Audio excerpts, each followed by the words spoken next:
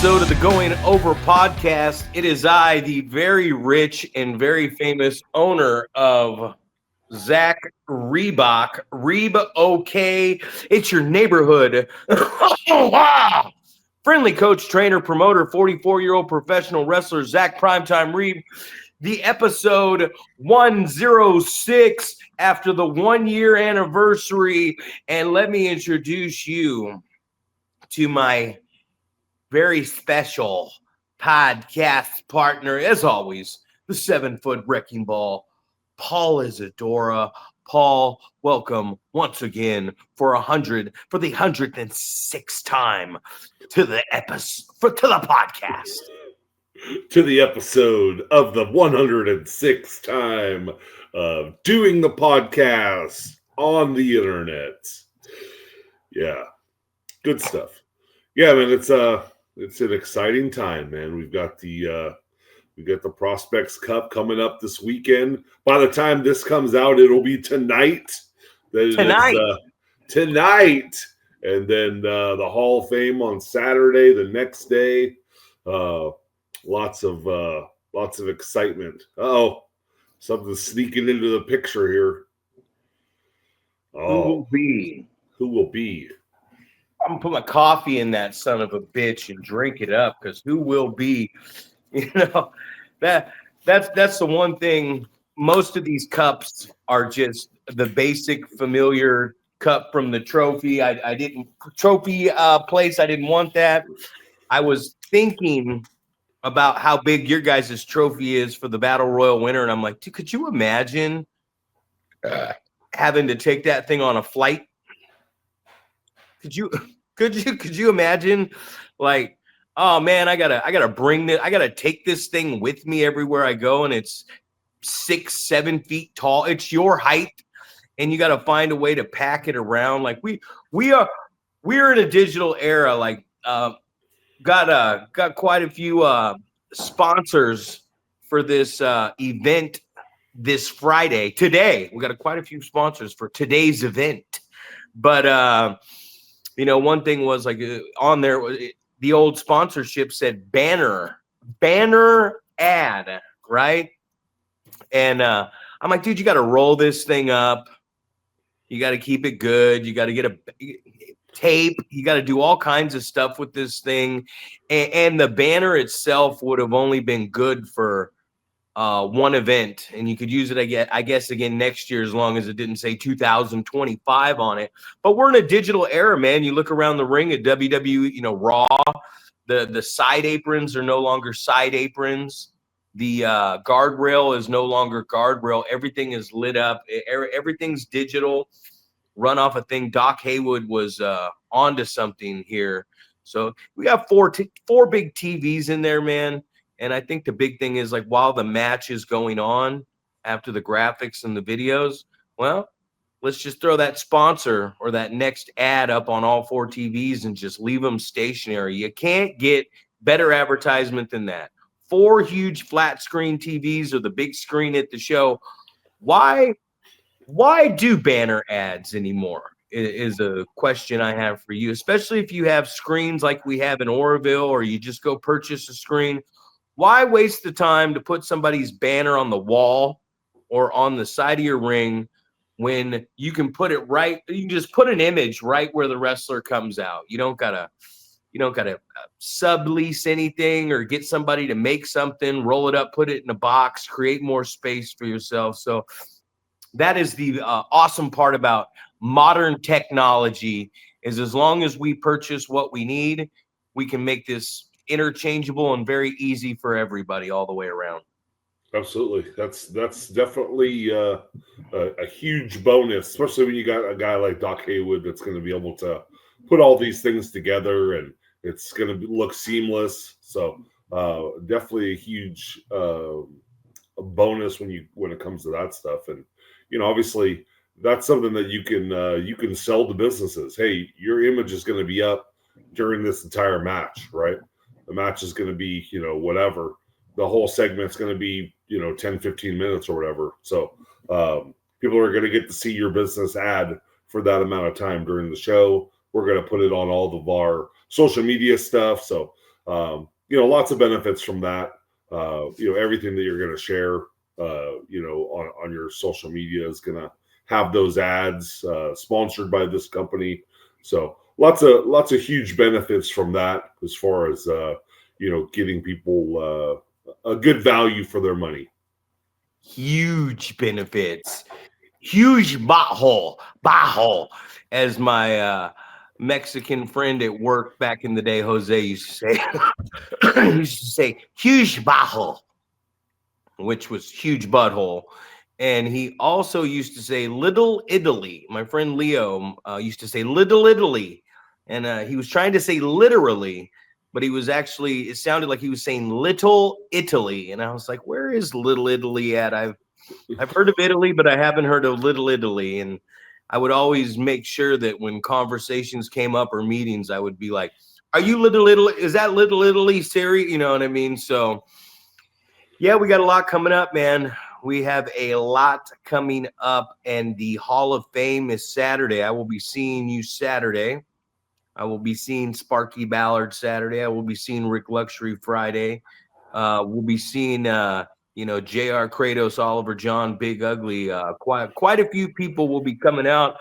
Hopefully what this does is, this one to a lot of people with all the shows that goes on came kind of early. So first Saturday of December every year now is going to be whatever year NorCal Hall of Fame, and the Prospect Cup on Friday. So put that in your damn calendars right now, and let's get rocking, wheeling, and rolling on that. Paul, what do you got anything for us today? You got any there was a discussion I had yesterday with somebody about bringing someone back to your company who fans haven't seen for a while, right? Maybe this person's been injured, whatever. Maybe they got signed to wrestle somewhere else, and you're going to have them come back. And the discussion kind of revolved around what is the best, maybe bang for your buck in that situation. Is it should you bring them back as a surprise? So in that sense, where fans will be like, man, I didn't go to this show, but I wish I would have, because you never know what's going to happen, right? And I think that kind of pertains to, back in the day, why you should always watch Raw and SmackDown on TV. You shouldn't just watch the pay-per-views, or you should go to live events, because anything could happen, when they would have like a title switch or something like that on one of these events where you didn't expect it to happen. And then it got that buzz going where you're like, man, I better get to these shows, because you never know what could happen. Or do you do it on the opposite end, right? I guess I think about when Triple H came back, or John Cena came back early from injury and things like that. Just the crowd reaction for seeing someone who's coming back from that situation. And obviously this can relate to a lot of situations. We just had Dickie get injured, and obviously he wants to come back quickly. And what is the best way to do that? Is it surprise entrant in Last Man Standing? Is it something like that? Or on the other side, is it better to advertise the person coming back, so everybody knows this person's coming back? Maybe there's some anticipation that goes into that, where you go, you know what, we're going to up our ticket sales for this event because of the anticipation for this person returning. So I don't know, what's your feel on that, as far as do you look long term and you go a surprise return for someone, maybe gets anticipation for the future that anything could happen? Or do you look more like that specific event, like we're going to raise more money because the anticipation of this person coming back and the fans knowing this person is going to be there. And, oh man, I haven't seen him in a while and I can't wait to see him type of thing. Well, my headphones are obviously giving me some problems today. Very good question. There's so many different scenarios. So I hope you're ready for a real life breakdown of this. And, situation. I got the pad. I'm ready to write, man. Get ready, man, because this is about to get deep. You take a character like a Jesse Garcia, who was around and he was hot for a while, and then he had the knee injury, and then he was, you're expecting this guy to be out for maybe 5-6 months, and then something happens again. He's got another knee surgery, a second one. So now this guy who with training and wrestling has only been around for a year and a half, and he's getting hot in your company, but now he's been out longer than he was even wrestling. So somebody like that, you put the production time in to build them back up in the audience's eyes, and you advertise something like that. You advertise something like that because he was so hot. He was building his brand and with your company and becoming very popular. And then all of a sudden he's gone. And then he's gone for such a long period of time that even if you remember him, you forget about him. You know what I mean? So you put the time, if it's somebody you're investing in your company, you definitely put the time into to vignettes and interviews and promotional and everything else. You put him on the damn flyer. You let everybody know this date he will be coming back. In Dickie Dakin's sense, well, it could be more of a surprise if he's ready by that time. And the reason I say that is if he's ready by that time, Dickie doesn't have to be. It benefits you to have Dickie on the flyer locally, and it benefits you to have a match graphic or a match set up for Dickie. But Dickie's mom, Richard's mom, does so much, everything she's doing with Michelle, with the Hall of Fame, the role she takes on in her kid and making his merchandise and selling his merchandise and selling tickets to friends and family because they're local and they know a lot of people. In Dickie's sense, being gone for such a what will be a short period of time, 4 to 6 weeks, a month or so, his family, his fan base, just letting them know that he's going to be on the event in some capacity, they're still going to buy their tickets for it. And a lot of them have become fans. So if somebody's gone long enough in your company, promote the hell out of them coming back. If somebody's been on the show consistently for a very long time and they just got injured and they're only going to be off a show or two, find a way to fit it in is a surprise. And the thing is, does this person draw tickets? Does the person draw tickets? Like if you put them on the flyer, they selling tickets. If they are, put them on the flyer. If the attendance is going to be whatever the attendance is, you going out and promoting the show that way, then let them be a surprise. You know what I mean? If they're not going to benefit you on the flyer and matter on the ticket sales, then make it a surprise. But if putting them on the flyer, which is a very rare case in indie wrestling, if they're going to do that, then don't make it a surprise. Put them on the flyer, promote it, advertise it, because that's going to be your big ticket seller, man. When Triple H came back to Monday Night Raw, they're hot at that point, so they're already selling the place out. They're going to sell the garden out anyways. So putting Triple H returns on an advertisement or the week before, next week, the big return, you leave the surprise to the fans because the building's already going to be sold out anyways. It's the same argument as to like WWE's been a little soft, people think, in the storytelling, which I think they're just slowly telling stories so we can have an exciting Royal Rumble, Elimination Chamber, and WrestleMania. But in the same sense, John Cena's already selling the building out. Survivor Series wasn't even supposed to have John Cena on it until the week before when he lost the belt to Dominic Mysterio. So nobody knew Cena was even going to be at his last Survivor Series till like a week before. The place had already sold it, So if you're already selling the place, always leave it as a surprise, man, because you don't have to give something away if you're not trying to sell some more tickets. Of course, that makes perfect sense, man. Yeah, because I know the last episode you were talking about, all these buildings are sold out because of it's the last time that John Cena is going to be there. So not that you don't have to put any effort into storyline or anything like that, but you don't have to waste exciting storyline that is going to draw people into the building when he's no longer there to draw the fans. So I think that that's a good point, looking at it from that, that perspective. If the draw is not going to be any different with that person on the flyer or announced or anything like that, then obviously it doesn't make a difference, really. It doesn't matter one way or another. So yeah, definitely a good point there as far as that's concerned. They were gifted John Cena coming out and announcing this would be his last year, right? That was a gift. Now, what they did with The Rock and Travis Scott and turning him heel, that was retarded. Like that was just dumb. Like, I don't even like to say maybe if The Rock would have been there and been a full-time person, I don't even think that would have been good. It's like, dude, they love this guy. They had a little bit of fun with it, whatever, but it's like, man, they love this guy. It's his last year.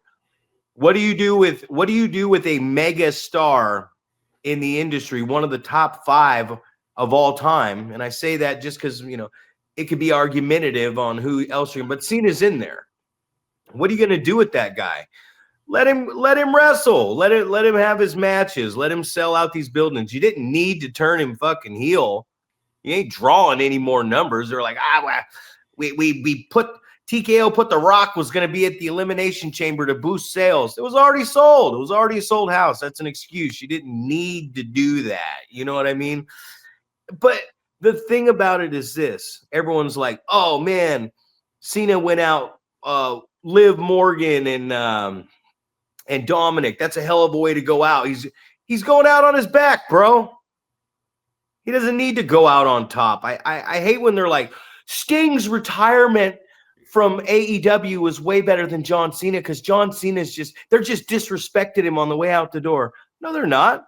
John Cena's not doing anything that John Cena doesn't want to do. And John Cena, Liv had a big return with John Cena. Dominic dropped the belt and in Cena's hometown, got it back in his hometown at Survivor Series. That is smart fucking booking, man. I don't care what anybody says. And everybody who's saying, we've been saying it, and I saw it the other week and it made me realize Gunther's not going to win this tournament. He's one of the longest reigning IC champions of all time. He's a world champion. He's set in stone. He can have great matches with anybody. He just had I just love the match he had with Solo, and it was 2 heels. So Penta's out. I thought he was going to get Penta up. He already got Carmelo Hayes over. He already got Javon Evans in the main event. 21-year-old walked into the main event at Madison Square Garden. Gunther's out there doing God's work, man, putting in work with these guys and getting them over. Gunther doesn't need to win. You know who needs to win, and it all makes sense to me?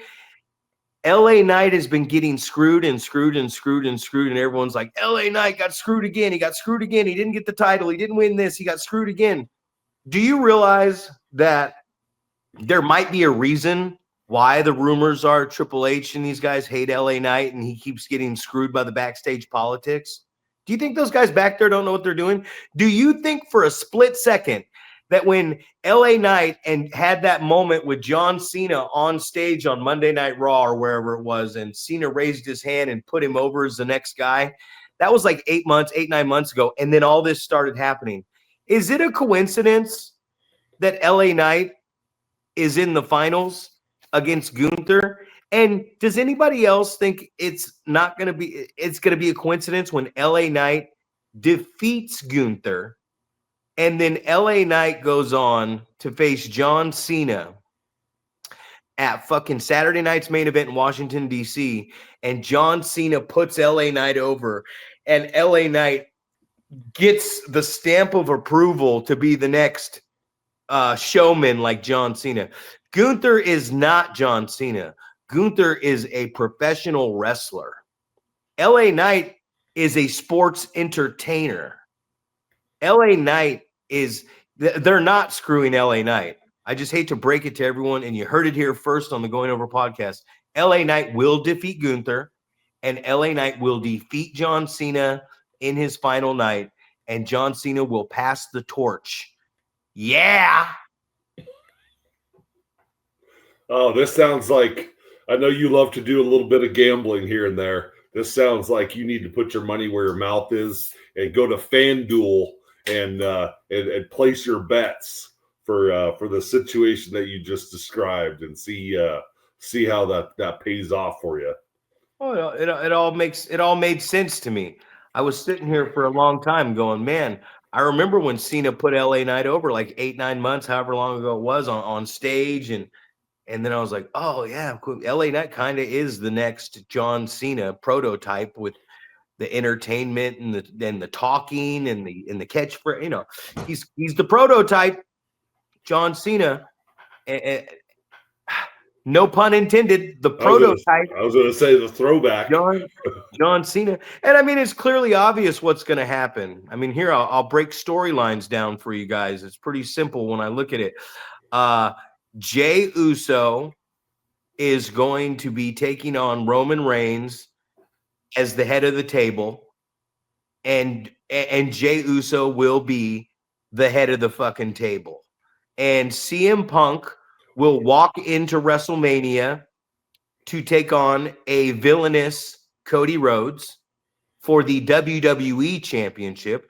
Braun Breaker will win the World Championship, and he will take on Seth Rollins at WrestleMania for the World Championship.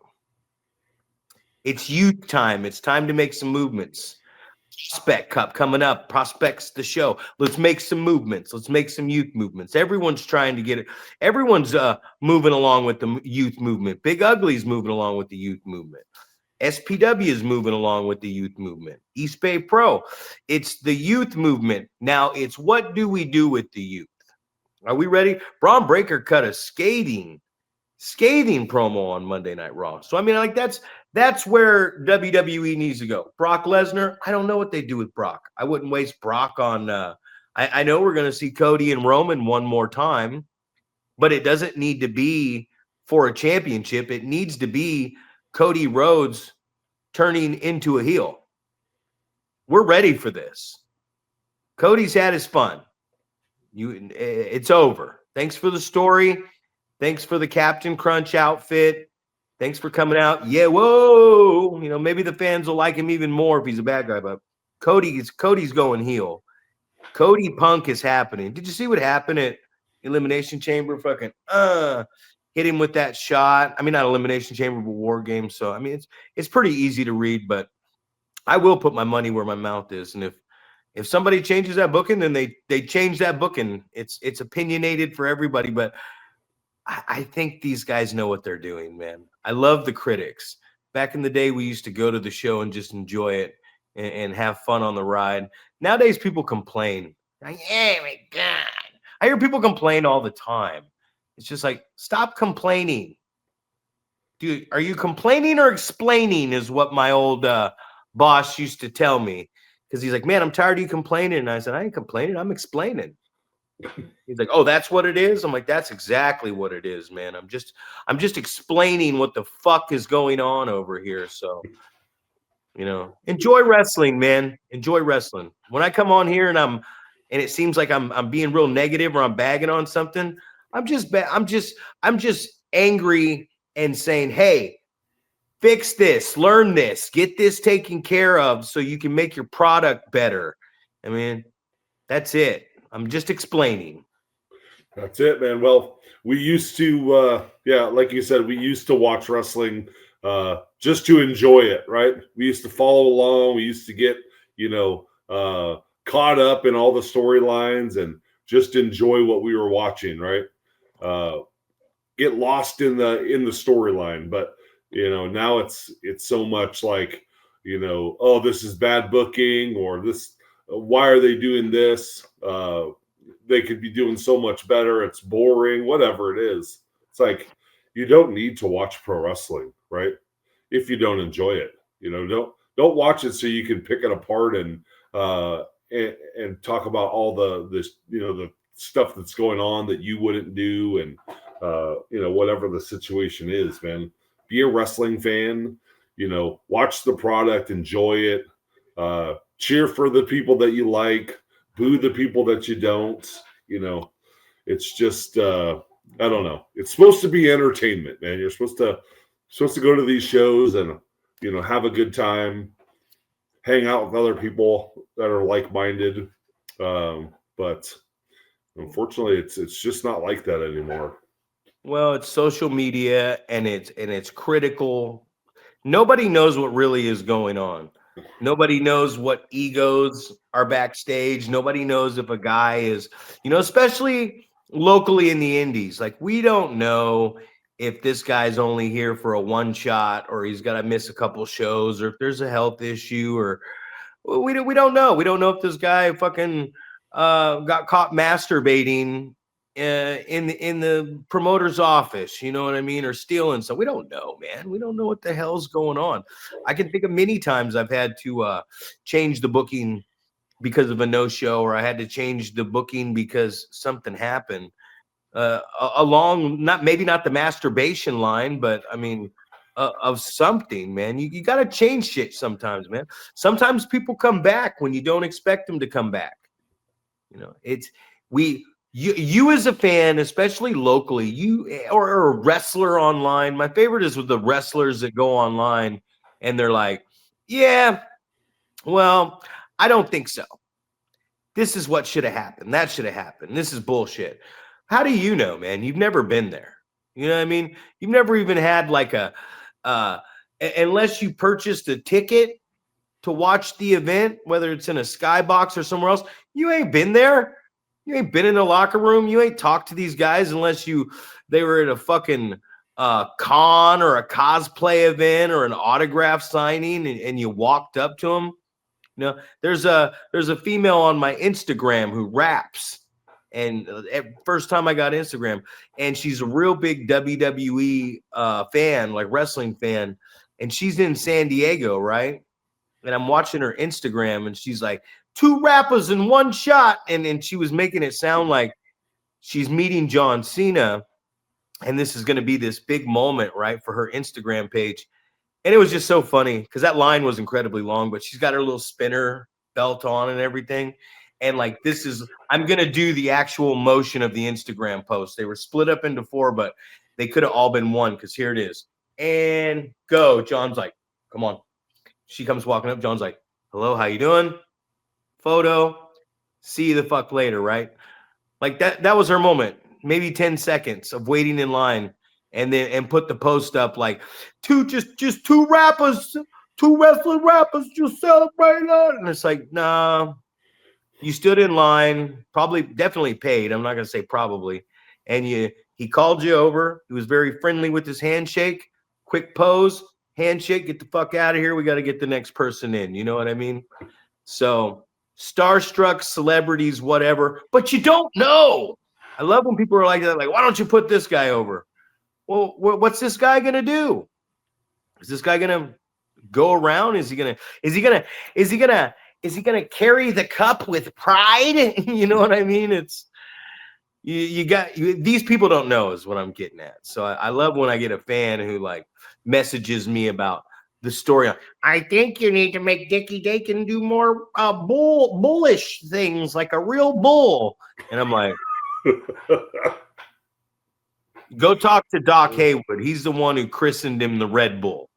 You go bother Doc Haywood and tell him about your fucking horns with a bull idea for Dickie and his gingered fire crotch pubic hair. You know what I mean? Like I don't know. I'm trying to do something else with the kid. You know what I'm saying? Then he gets his nickname, and then these fans message me because they have access, and they go, you know what? I think he should ramp up like a bull. And I'm like, man, thanks, dude. Appreciate the feedback, but you try to get here. How about you run a wrestling company and see if you can get these guys to even show up twice a week to work on the shit they need to work on, or show up when they need to get photos, or show up on time. It's like 4:00 call time, be here. They're going to stroll in late. What do? Up, leave. You can't. You just got to run with it. Ethan Reno's getting fitted for a suit for Saturday, and it's like he's like, Grandpa's buying me a suit, and I'm only gonna wear it one time. And I'm like, well, if you plan on going anywhere in professional wrestling, that suit's gonna come in pretty Very fucking handy. handy. Right. Tell us about that, Paul. As someone who has been to the mountaintop, tell us about the dress code. Yeah, well, and I don't know how it is, as of right now, but I mean, I've definitely seen guys that have been going to, to get extra work and things like that have still kind of followed the same dress code. You know, you're wearing I guess you'd say a suit and tie. A lot of times, you're dressed up, right? You're wearing business dress, business attire, where you're wearing dress shoes and slacks and a long sleeve collared shirt with a tie, and either a suit jacket or sport coat or whatever. And it's just to show your professionalism, right? Like, I respect this. This is in theory, this is a job interview, right? So dress the way that you would dress to a job interview in these specific cases, And I remember going to do an extra work with Adam, and how just uncomfortable he felt, wearing a suit and stuff like that. He's like, this isn't me, I'm not a suit and tie guy.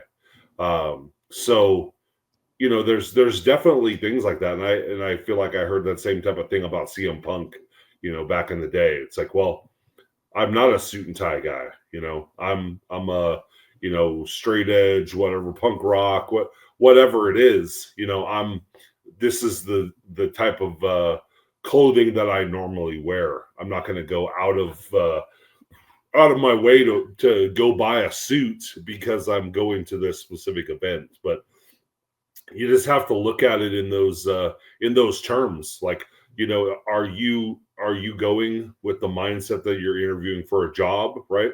I'm going to show up presentable, show these people some respect. The majority of the time you see Triple H, he's wearing a suit. I've seen recently not necessarily wearing a tie, but still wearing a suit. So it's, you gotta try to fit in, right? Try to fit in with what you're trying to accomplish, is fit in with the people that you want to get hired by. So I think that was always the main thing for us. We would get that, you get the opportunity, like, hey, you're going to be an extra with hopes that you get a dark match, and you go and you look presentable, and then when it's time to get in the ring, you go take your dress clothes off and you get in your workout gear and get in the ring and do your stuff, man. Try to show out, catch somebody's attention, right? Get an opportunity to get on as a dark match, or a lot of these guys, looking to just get signed, right? Get signed. I don't know if there was necessarily developmental. I think like maybe OVW was the developmental at the time. So, get the opportunity to get sent there and learn the craft the way that they do it, and go from there. But I think that's, it's all about making that first impression, right? You don't want people to go, oh, that was the dude that showed up in fucking beat up tennis shoes and fucking basketball shorts and a wife beater, right? You don't want that to be your first impression. You want your first impression to be, the dude looked presentable. He looked like he was here, trying to get a job, right, in a professional wrestling company. So that's all I got. Allen Iverson changed the dress code in the style and the dress code. Slam magazine, man. That guy, the arm sleeve, the braids, the tattoos, hip hop, man. What a speaking of Adam, what a trendsetter, right? What a trendsetter Allen Iverson was. But I mean, that's the thing you kind of said, though. You have to dress not for the job you have, but for the job that you want. That's what I was told by my old boss, who I respected very well, a lot. And then I dressed for my first day in the office, and he handed me a fucking paint roller and told me to paint the office, and my good clothes were just now covered in paint. So I kind of walked in there and I was like, hey, man, remember when you told me this? And he's like, well, I forgot you were coming to the office and you need. I said, well, I didn't bring nothing else, man. So don't tell me no bullshit that you don't fucking mean. You know what I mean? Because it's terrible when people do that. But people don't. There's a lot of hard work that goes into all this stuff, man. A lot of hard work. You know, when you take on responsibilities to do stuff, you got to go get plaques. You know what I mean? And you got to do it. Okay, who's the main guy? Who are the guys that are surrounding him underneath being inducted in? Who's the inductees? The ladies of PCW: Michelle Reno, Melody Welch, Tanya Colburn.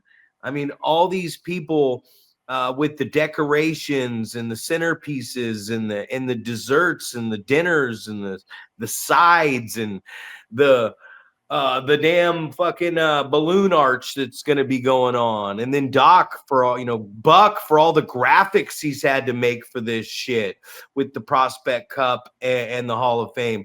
John for all the work that he's put in at the building. And I've gone over and helped him quite a bit and seen. But when I say I've helped him quite a bit, I have helped him. But he's over there, man. Sometimes a guy can't sleep and he goes over to the building and starts working. And John's very meticulous.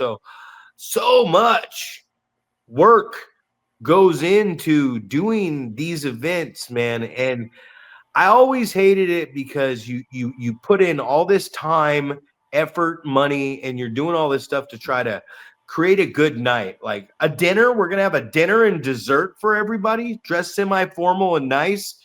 And, you do all this stuff for them and you're just doing it because you want to make something special, man.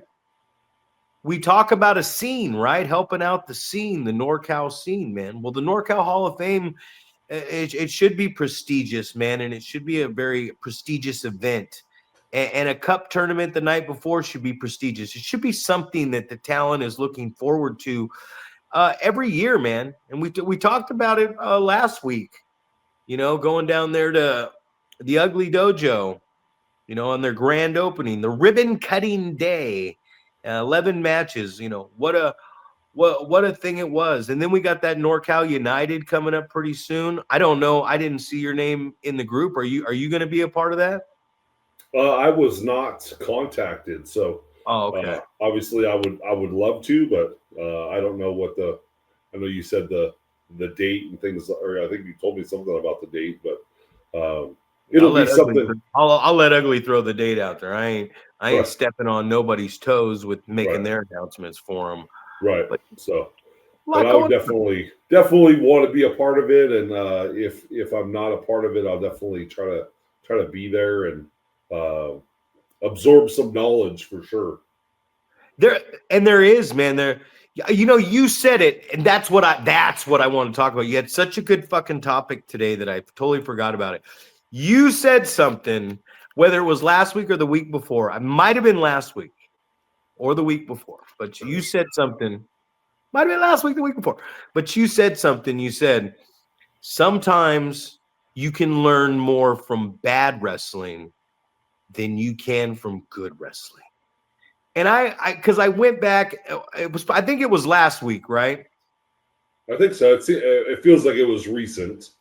Because I was listening to the most recent podcast that we had put up, and remember it aired late. So I was like, oh, okay. And I was listening. I heard you say that. And I was like, no, that you can learn way more from bad wrestling than you can from good wrestling. Because good wrestling, you're like, oh, that's good wrestling. They're doing it right.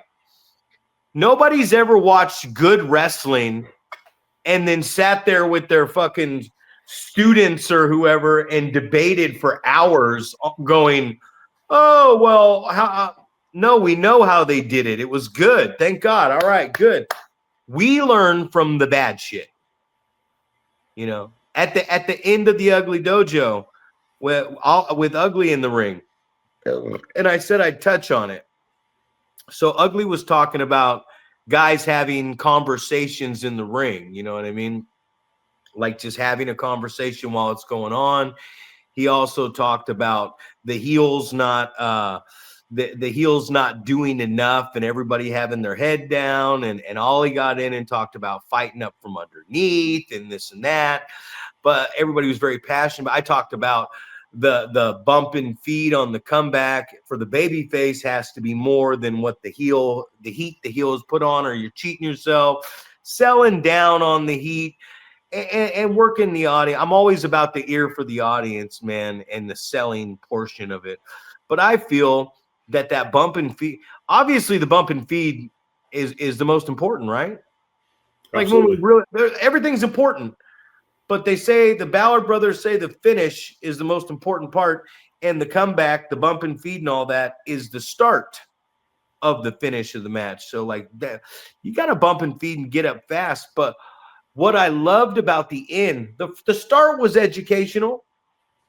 11 matches, cool, a lot of experience with the live crowd psychology in front of an audience. But the finish was the best part, and I think those students, the takeaway going home was they got more knowledge at the end of the day from Ugly, Ollie, and myself, because Ugly was, thank you for calling on me, so I had a voice, man. I really appreciate that. I really do. It meant a lot to me, and I believe the takeaway was greater for these guys going home at the end. And the reason was because we were talking about all the bad stuff that had happened and how to fix that. Which, if nothing bad happens, we just tell everybody goodbye and good night, and they just go on their way. So, man, sorry I rambled on about that. I'm kind of rambling today because I got a lot of coffee in me. But yeah, you said that now last week, and I heard it, and I heard it on the podcast, but then I heard it as I was listening, and I was like, whoa, Paul's got a real gem right here. He's on to something. So let me hear you on this, man, because you're the one who fucking said it. I just Well, no, because this is what I think. Like, you always talk about the feedback that you like the least is when you say, "Hey, what'd you think about my match?" and the person says, "Oh, it was great, man, perfect," or you did a great job. Like that's not fucking feedback. That's you probably didn't watch the match, or you don't care enough to tell me the things that I did wrong that I could fix, right? Because there is going to be little to no opportunity for you to go out there and have the perfect match, right? Something is going to be awry. There's something that you could have done better. As good as you are, there's always going to be something that you look at and go, hey, I should have done this better, whatever, right? So I think when you're watching these matches that have a lot that can be fixed, there is so much room, for critique, and there's so much room for growth in these matches where you can go, hey, here's what I saw, and a lot of times, we talk about it all the time. Like, you're not going to give someone a complete breakdown of all the things that they fucked up, right? You're going to say, hey, here's a few things that I saw that you can work on, right? And you hope that they can fix a couple things, and then the next time you see them, those things will be fixed, and you can go, all right, let's move on to fixing this part that I saw, and it's probably something that you saw in the last time you saw them, but you didn't want to overwhelm them with too much critique, right? And I think that's a lot of times that's maybe a downfall for me, is like, someone's going to send me a match and I'm going to give them every critique, right? Because I guess in my mind, I want you to rewatch the match and go, oh, that's what he's talking about in that sense, right? So I don't know. Like, I always go back to, giving a big boot. And I remember Vinny Massaro telling me about like stepping through the guy rather than just planting your leg and lifting your leg, because the opportunity to boot the guy and the guy fall underneath you and you step on him is pretty high. But if I'm using my momentum and I kick and I continue to go forward, he's probably going to bump behind me and I don't have an opportunity to step on the guy. So it was a very subtle change, but it made perfect sense to me, right? And another one I remember is he was talking to Frost about when you're going to miss something versus when you're going to hit something, right? And I think we're notorious for seeing this for someone throwing a clothesline that someone's going to duck, yeah, and they throw the big rainbow, right? It's like that doesn't look like you were throwing a clothesline with intent, right? And I just remember Luster always talking about that, right? I'm going to throw my clothesline the exact same way, regardless if you're going to duck or if you're going to take this move. And, and sometimes that it works to your detriment, right? If someone doesn't duck, they don't hear that you told them to duck, then you fucking potato them, you hit them fucking bicep first in the fucking face or something. And you potentially hurt yourself. But I definitely like the sentiment behind that, right? I like that you're throwing things the same way regardless, right? With Frost, it was like throwing the lariat, right? It has to look like you're trying to fucking take this dude's head off every single time, regardless if you're gonna hit it or miss it, and I've had a conversation with Adam about throwing a super kick that a guy's going to catch, right? The guy shouldn't catch your super kick at his stomach, right? The guy should catch your super kick up here because that's where you should be aiming. So, and it's just this little subtle thing that, we think about it in the terms of making it easy for the guy to, to counter. So we put the kick in a place where the guy can easily catch it, but it doesn't look as realistic as if you were going to throw it up at the chin and the guy catches it up there or evades it, brushes it away or whatever. So I don't know, man. I just feel like we watch these matches and obviously I say you can learn a lot from bad wrestling because I truly mean that. I feel like that is that's the truth, and I think it's a good point that you say you can learn so much more from bad wrestling than you can from good wrestling because you just don't have that much to critique when there's good wrestling, right? You go, oh, they did everything pretty well, but when you see a lot of things that are not going right or things that don't make sense or, you're so big on the ear for the audience, when you see somebody doesn't take advantage of when the crowd is coming up, and trying to catch it at the crescendo, where they don't catch it at the at the top of the noise level, and they just miss out. Yeah, the pinnacle when they don't catch it at the top, man, and they lose the audience. And as you say so many times, now you have the cold tag. So. Yeah. I don't know. It's just I think there's so many things that you can get out of that bad wrestling that there's so much to critique. You can learn so much from that rather than a good match where you go, it's pretty good. 100%. Well, that's why my critiquing is different now as I've gotten older. It's like, okay, did you sell? Did you sell down? Did the selling? Did you offensively sell? It's like I look at the selling.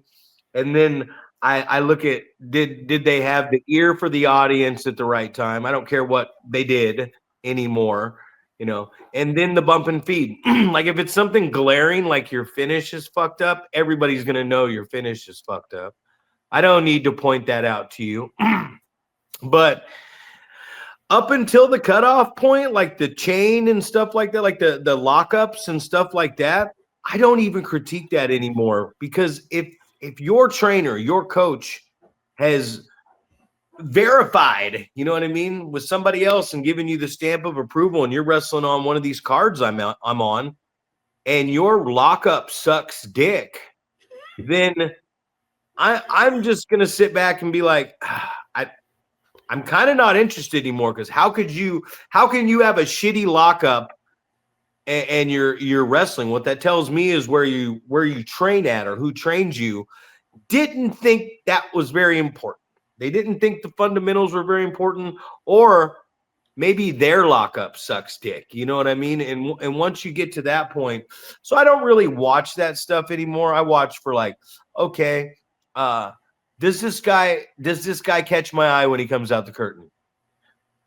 Because if he comes out the curtain and I don't care, I'm just kind of like, oh, okay. Then I know we don't really have anything at this point. I need to know, you know. I always went back. I went to a Next Level show, and they have a lot of matches there too because they're filming for their Thursday thing. But I remember just watching countless people come out, and then Travis Alexander came out. And he came out and he just had a different look and a different energy, and there was a different feel to him. So like immediately he caught my eye, you know what I mean? And that's what you're looking for, is someone to catch your eye. And we always hear Travis on social media letting us know how good he is at the promo, you know what I mean? And I always hear him. I think when we were down at Ugly Dojo, I had to go up to him because I think he said he got in the ring when he did the jump and splits thing, which I love. But he said, this ain't no cosplay something, you know what I mean? And I thought it was so. I asked him, I said, did you say cosplay?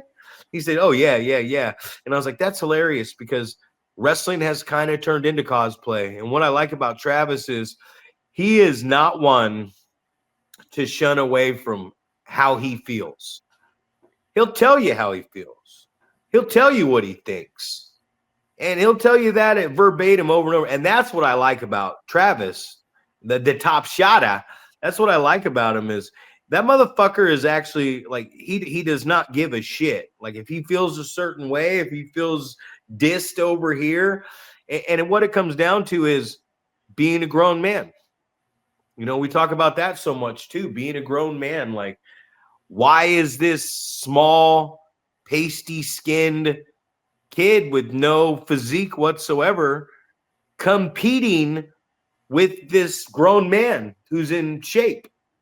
Well, it's not that he can't be in the ring with that grown man who's in shape. And it's not to say he can't pull off an upset victory because of a mistake was made. But if fucking Big Paul Isadora is wrestling whoever from one of these companies, you're going to kick the shit out of that person. And it's not just because you're 7 foot tall. You're going to kick the shit out of that person. We talk about it at verbatim, like, dude, you've been doing it for 20 plus. This person's new. There should be no way that this guy is going to defeat you unless you defeat yourself. And so many times that's what we do with the wrestling is we're like, hey, let's just throw this kid's ready, or we think he's ready. Let's throw him out there and sell some fucking tickets. Well, that's like going to the stand-up comedy show and inviting all your friends. They're going to laugh. Okay. Man, this guy had a hell of a fucking debut stand-up comedy. Now we're going to send him somewhere where nobody knows who he is, and reality is about to set in a major way. And you know what that reality is? You just ain't that funny. Right. You know, you just ain't that good of a wrestler, because it shouldn't matter. You know, that's what was really cool about when Maple Gramps went up to Reno. Like, I get that there was a couple people in the crowd that knew her, but I do mean a couple people. So she comes out in Orville and everyone goes, oh, she's out in Orville. That's her hometown. That's why she's so over there. Yeah, that's a reason. But then we go to Boomtown in Reno, Verdi, and it's the same thing, the same level noise, the same chants, the same. And that's, hey, that was my reassurance to her was, see, I told you, you got something, because you're fucking 3 hours from home. Nobody knows who you are, and they're still reacting the same way. You're still getting the same reaction out of these people, and that's what we look to do. Can I get over in any town, anywhere? I can, because that's what you do. You go out and play the role. You know, maybe it's easier in this town, maybe it's not, but we're closing in, Paul. We're closing in on our favorite moment. That's it, man. We are getting close to the King Kong Bundy of podcast, where we just get that. Give me 5. more minutes left of the podcast. Oh, so many ways to get the 5 up there. It could be the Booker T, could be the King Kong Bundy. It could just be Barry Horowitz with giving the five fingers on the back. We get a lot of that. The Barry Horowitz. But can you touch your thumb to your middle finger when you're choking your chicken in the morning or night is the big question. Chicken choker. That needs to be a finishing move. That needs to be Bad News' new finisher. The chicken choker. I'll choke that chicken to death. This guy rings chicken's necks. It's Henry Godwin, and he has a chicken ringer and a pig fucker, ladies and gentlemen. Wee! That would have been the best if old Godwin would have been like, really loved his animals. You know what I mean? If you push that goat's head, you know what I love about a goat? Paul, you know what I love about a goat? What do you love about a goat? If you push its head towards the water, it backs up. That's what I love about a goat. The goat. Oh, the goat. Good stuff. And don't worry, I'm going to share your new poster, but it's for January, and we just got into December, so I don't want to over fluctuate the capital. What is it? Capital City Clash. Yeah. Capital City Clash, man. That's it. Well, and that's the thing, man. You think about that, when you want to promote an event, it's like, how far in advance are you going to do that? Especially when you have other events that are going to be prior to that. Like, you can't start promoting an event in March when you've got two other shows in the 2 previous months. So you just you got to take your time, bud. And I know sometimes you feel like you don't have enough time to, only got 4 weeks or only got 5 weeks or whatever. It's like, well, got to get it done, man. 3 weeks. Get out there that Monday. Put your posters in the windows. Put your flyers on the counters and the registers. Digitally show your Instagram and your fucking Facebook poster, however you're going to do it. Next Monday, loop around, check those posters, check where those flyers are on all those places.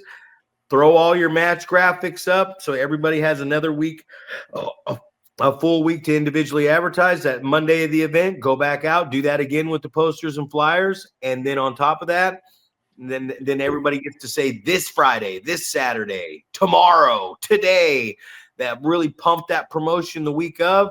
And if you got a special event in town, load up your double-sided flyers and get your fucking asses out there, man, for special events. So that's it. If you do that thing for 3 weeks, if it's a smaller show, go digital, man. That's when you can promote online. No point in getting out there and wasting a bunch of money on tickets, flyers, and posters if you can only seat fucking less than 50 people in the building. You know what I mean? So sure. Little promotion advice for you guys. Take it, leave it, don't care. Take it, leave it, don't leave it, or don't take it. Things like that. Either one. That's right, man. We got just 1 more minute here. Why don't you talk about this coming weekend? As this comes out, it is today. It is this evening. What is going on? 7 o'clock. 8 of the very best in Northern California. 1 night, 1 winner. It's the first annual Prospect Cup, 1282 Hassett Avenue at the WCWF Pizza Guys Arena. Don't forget that the Prospect Championship will be on the line, as well as the Arsonist, who never lost or was pinned for the championship, takes on the new champion, All-Pro Ethan Reno. And then on Saturday, ladies and gentlemen, Dana Lee, Bobby Hart, the Axe Murderer, and the king of indies. And headlining it all is my favorite professional wrestler, the trendsetter, Adam Thornstowe. And it's the NorCal Hall of Fame 2025. The doors open for the event at 6 o'clock. Dinner's at 6:30. And all the fresh, hot ceremonies start at 7. Gonna be a good night. And you know why? Hit that subscribe button because we're going over.